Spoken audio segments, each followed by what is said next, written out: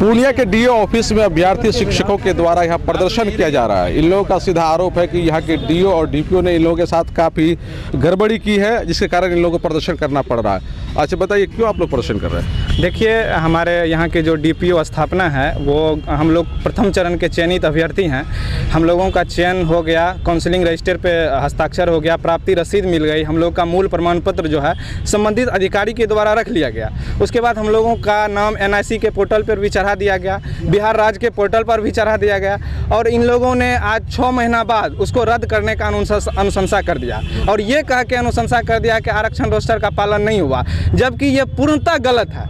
आप जब विभागीय पत्रांक का अवलोकन करेंगे तो उसमें स्पष्ट लिखा हुआ है कि दावा और उपस्थिति के आधार पर चयन करना है, ठीक है। और जब चयन हो गया है तो इसका जो है सब लोग रजिस्टर क्लोज किए, NIC के वेब पोर्टल पे इसको अपलोड कर दिए, और ये 6 महीना के बाद जब इसको पैसा नहीं मिला तो ये लोग रद्द करने का अनुशंसा कर दिए। अनुशंसा अगर किया है तो उसके पीछे कुछ आधार होगा, हाँ। सबूत भी तो होगा। नहीं, कुछ सबूत नहीं इन लोग के पास। ये लोग सिर्फ जब हम लोग कहते हैं क्या लिखे हैं तो कहता है कि आप लोग UR में कम और इसमें कम है, तो हम बोलते हैं आप तो पढ़िए नियमावली को, तो उसके बाद ये लोग कुछ बोलना ही नहीं चाहते हैं। और हम सर आपको भी नियमावली से अवगत करा दें कि ये विभाग का अनुशंसा है, विभाग का पत्र है 621 का चयन पूर्णिया जिला से हुआ था। लगभग पूर्णिया जिला से तो 10 से 21 है, लेकिन हम लोग जो पीड़ित अभ्यर्थी हैं लगभग 50 से ज़्यादा नियोजन इकाई, 250 से ज़्यादा लड़का का रद्द कर दिया। कुछ देर पहले कह रहे थे कि मंशा ठीक नहीं है जी, क्या मतलब था इसका?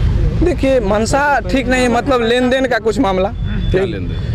पैसे की लेन देन मांगा गया था आपसे? देखिए सर, बहुत लड़का से इस तरह से मांगा गया है कि पैसा दीजिए, ये हमारी बहन है, इससे भी पूछिए, ये भी इस तरह का है। बहुत लड़का से इस तरह का पैसा का लेन देन अप्रत्यक्ष रूप से किया जा रहा है। आप सर एक चीज़ समझ लीजिए कि ये 6 महीना बाद, जबकि डायरेक्टर का लेटर है कि आप अगर गलती हुई तो 24 घंटा के बाद कीजिए, तो ये 6 महीने के बाद रद्द करने का कुछ तो कारण होता है ना सर? क्या कह रहे हैं? हमारा कहना ये है कि जिस तथ्य के आधार पर इन चयनित छात्रों के साथ इस तरह की तानाशाही और बदसलूकी की जा रही है कि आरक्षण रोस्टर का पालन नहीं किया गया, तो इसकी जिम्मेदारी छात्रों के ऊपर थोपी जाएगी या उन पदाधिकारियों के ऊपर थोपी जाएगी। सवाल यह उठता है कि नियोजन इकाई ने जब सही तरीके से, पूरी तरह पारदर्शी तरीके से इन छात्रों का चयन किया, फिर नियमावली भी कहता है कि 24 घंटे के अंदर ही उसकी एक प्रतिलिपि निदेशक के पास भेजी जाए। आप चाह रहे हैं कि जो नियमावली का पालन जिस अधिकारी कर्मचारी ने नहीं किया है, कार्रवाई उन पे भी होनी चाहिए। इन छात्रों का क्या गुनाह है?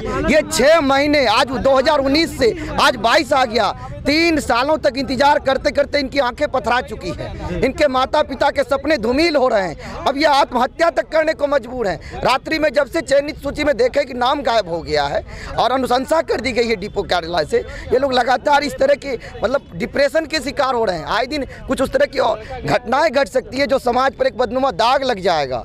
और तो हम शिक्षा मंत्री जी को भी कहना चाहते हैं कि आप फौरन इस पर संज्ञान लेकर के इन तरह की तमाम समस्याओं को हुड आउट करने का काम किया जाए और इन तमाम चयनित शिक्षकों को चयनित किया जाए। ये प्रतिभाशाली शिक्षक है, निश्चित इससे बिहार की शिक्षा व्यवस्था में सुधार होगा। नहीं था, और जिस हिसाब से जो नियम था कि आपको अगर कैंसिल ही करना है, जो जांच था वो आपको 24 से 48 घंटे के अंदर कर देना चाहिए। अब अगले महीने नियुक्ति की तिथि आ गई है और आप उससे 1 महीने पहले आप रद्द कर रहे हैं, और जबकि वीडियोग्राफी भी हुआ और आप ये दे रहे हैं कि वीडियोग्राफी का CD नहीं है या आदर्श रोस्टर पालन, तो सर क्या हम अपने घर से वीडियोग्राफी लेके जाते? और हमारे यहाँ तो वीडियोग्राफी भी हो रहा था, तो उसके बाद CD आखिर हुआ क्या? ये हमारी गलती तो नहीं है। आप अपने विभाग की गलती का ठीकरा हमारे ऊपर फोड़ रहे हैं। यानी कि विभाग गलती करे और किसी के भविष्य के साथ। एक तो सर यहाँ पे इतना बेरोजगारी है, इतनी बेरोजगारी है, जल्दी से कोई बहाली नहीं निकलता है।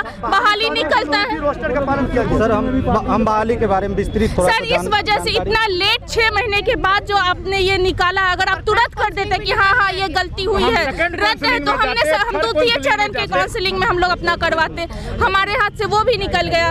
और अब अगले में क्या लग रहा है कि जानबूझकर के आप? जी सर बिल्कुल, ये बढ़ाया जा रहा है दिन और झूठ मूठ का सर। सर ये जो षड्यंत्र है, ये जो DO DPO है, जो वरीय पदाधिकारी है, ये अपना दलाल जो है पंचायत तक, नियोजन इकाई तक जो है सेट किए हुए हैं। दलाल जी, एकदम दलाल हर जगह पे इन लोग का सेट है। और सर सबसे बड़ी बात है, एक मिनट, सबसे बड़ी बात है, हम नियोजन के बारे में जो है सबसे पहले ये जो बहाली है, इस बार की बहाली भाग्य विधाता बहाली जो है कहा जा सकता है, क्योंकि बोला गया था कि अभ्यर्थी अपना मेधा क्रम संख्या को देखते हुए, अपना मेधा अंक को देखते हुए, अपना जो है जहां नज़दीक है उसका मेधा अंक, जहां लगता है कि उसका हो ही जाएगा, वो अपना सोच समझ करके वहां काउंसलिंग कराएं।